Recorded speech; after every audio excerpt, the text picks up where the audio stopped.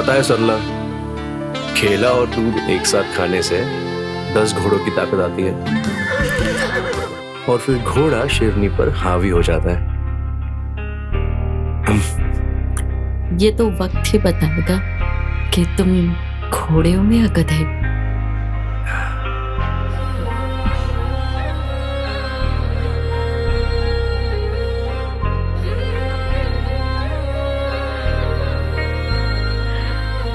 तेरे बिना ना जीना मुझको,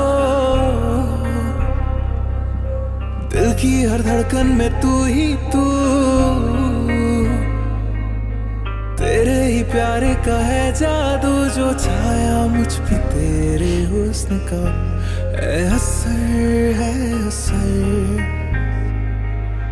पास है फिर क्यों सर को यूं झुकाए, प्यार जरा सा क्यों ना तू दिखाए। भूल जा खुद को, भूल जहाँ ये घुल के तू मुझ में रात दिन बिता रहे। इस रात का मुझे बरसों से इंतजार था, जब से मुझे एक औरत और मर्द के रिश्तों के बारे में मालूम चला। तब से मैंने सोच लिया, मेरा पहला प्यार अपनी बीवी को ही दूंगा।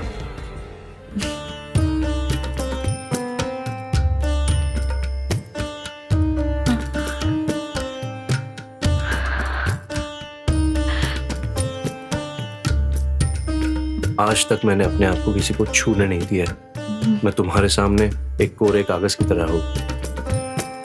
आज तक हम पर भी किसी की कलम नहीं चली, हम भी कोरे कागज ही हैं। इसका मतलब तुम्हारा पहली बार है? सुहागरात तो सबकी पहली बार ही होती है ना। आप हमें गलत समझ रही है। हमारा कहने का मतलब यह है कि आजकल लड़कियां तो लड़कों से भी ज्यादा तेज है, और उनका तो पहले से ही नाड़ा फटा। मेरा मतलब है कि 10 सुहागरात मना चुकी होती है। लेकिन मैं उन लड़कियों में से नहीं हूँ। ना तो हमारा किसी ने लहंगा फाड़ा है और ना ही किसी लड़के के सामने मेरा नाड़ा ढीला हुआ है।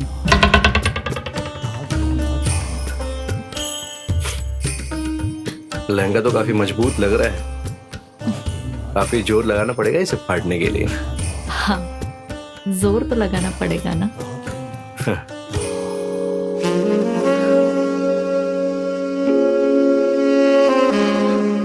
आज नहीं करते। लेकिन क्यों?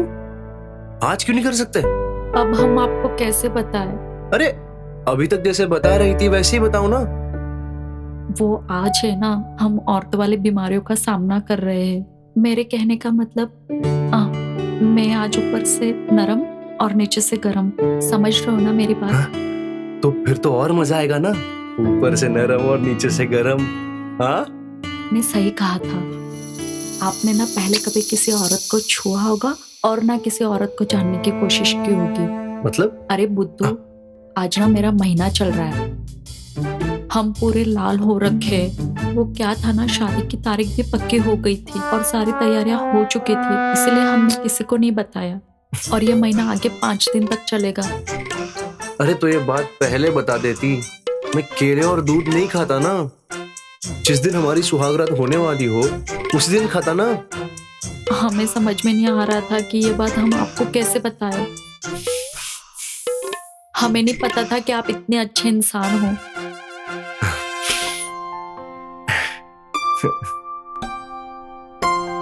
देखा राहुल, तूने आज तक किसी को हाथ नहीं लगाया ना, तो तुझे कितनी अच्छी बीवी मिली है, जिसका ना तो कोई अब तक नाड़ा खुला है और ना ही लहंगा फटा है।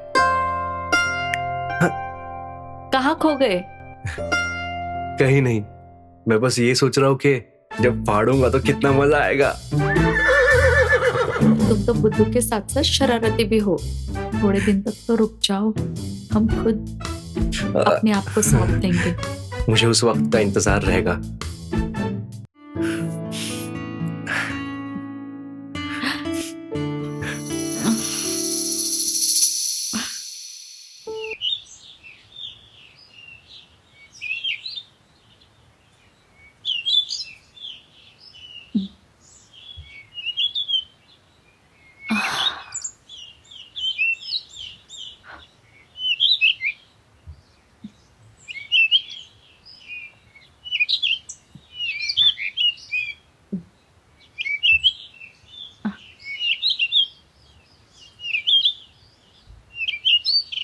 सरला, माँ आप?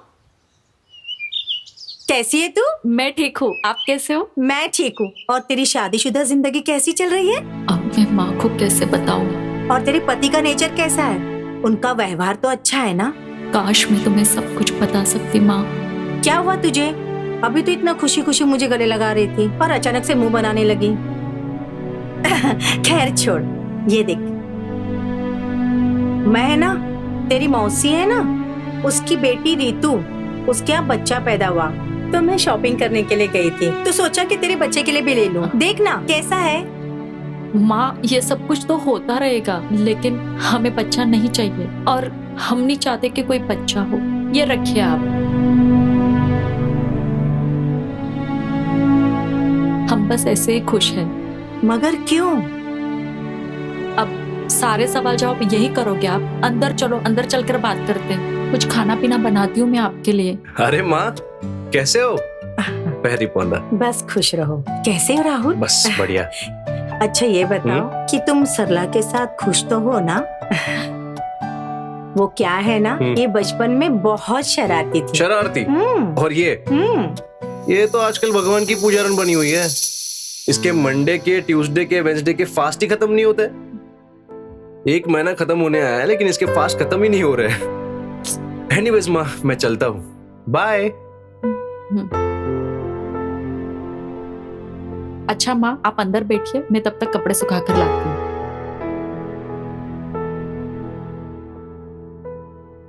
मुझे कुछ गड़बड़ लग रहा है। पहले सरला बोल रही थी कि उसको बच्चा नहीं चाहिए, और अब दामाद जी बड़े रुखे रुखे अंदाज में बात कर रहे हैं। मुझे कुछ ठीक नहीं लग रहा है।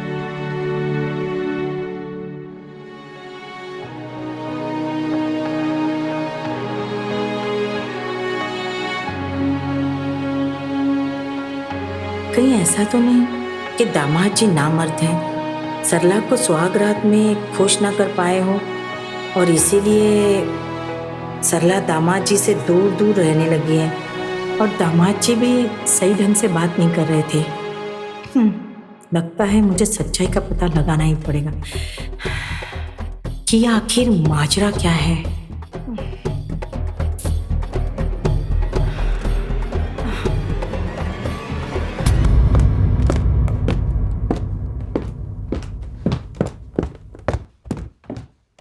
अरे माँ, मिलाई दीदी से? क्या हुआ माँ, सब ठीक तो है ना? आप काफी परेशान दिख रही हो। जीजू उन्हें दुखी तो नहीं कर रहे हैं ना? दीदी वहां खुश तो है ना? क्या हुआ माँ? माँ!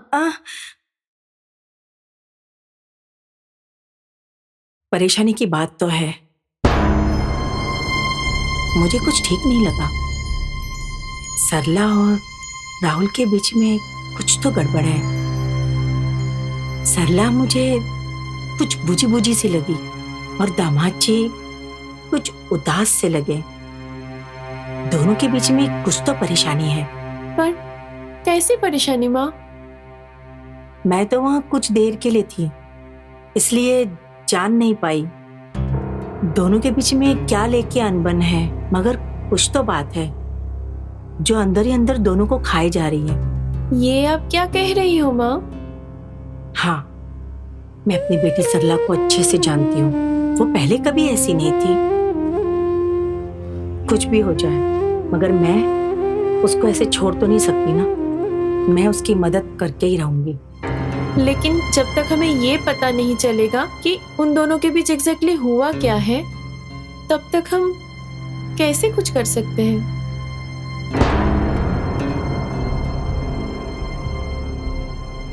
तू मदद कर सकती है। मैं? पर कैसे? देख, तू ना कुछ दिनों के लिए उनके साथ रहने को चली जा, और वो तुझसे पूछे ना तो उससे कहना कि मेरे एग्जाम का सेंटर यहाँ पे लगा है पास वाले स्कूल में, इसलिए मैं यहाँ तुम लोग के साथ रहने के लिए आई हूँ। वो सब तो ठीक है माँ, लेकिन मैं ये कैसे पता करूँ कि उनके बीच चल क्या रहा है? मैं कोई जासूस थोड़ी ना हूँ। लगता है तुझे सब कुछ सिखाना पड़ेगा। देख, तो उनके साथ ना ज्यादा से ज्यादा वक्त बिता, जितना हो सके उतना करीब रहे। फिर बातों बातों में तुझे पता चल ही जाएगा कि आखिर माजरा क्या है, और वजह पता चल जाए तो उनको करीब लाने की कोशिश करना, है ना? हाँ माँ, इतना तो मैं कर ही सकती हूँ। ठीक है माँ, तो मैं जाके अपना बैग पैक कर लेती हूँ, ठीक है?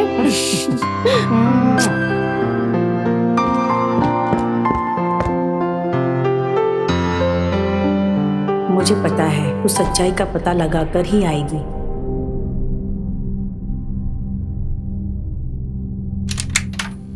ये दरवाजा ऐसे क्यों खोल रखा है? दीदी, ये दीदी और जीजू कहाँ गए? दोनों में से कोई भी नहीं बोल रहा है। दीदी, अंदर जाके बेडरूम में देखती हूँ। दीदी, लगता है दीदी बेडरूम में होगी, जाके देखती हूँ।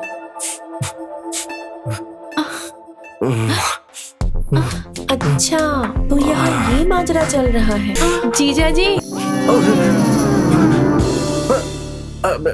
तुम कब आई? 10 केले खाकर कौन सा पहाड़ चढ़ रहे थे जीजा जी?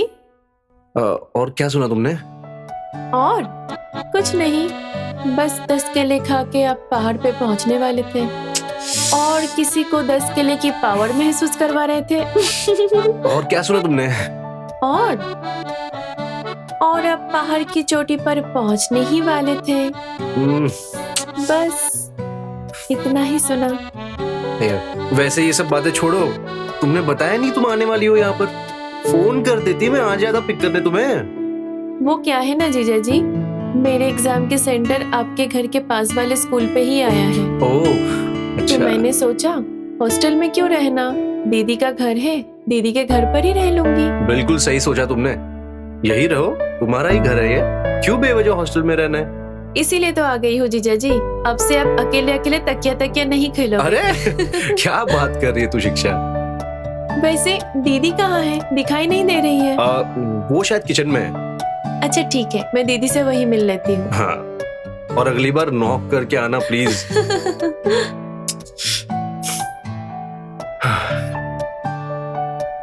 वैसे सपनों में क्या क्या कर लेता है इंसान, शिक्षा भी क्या सोच रही होगी मेरे बारे में, पता नहीं।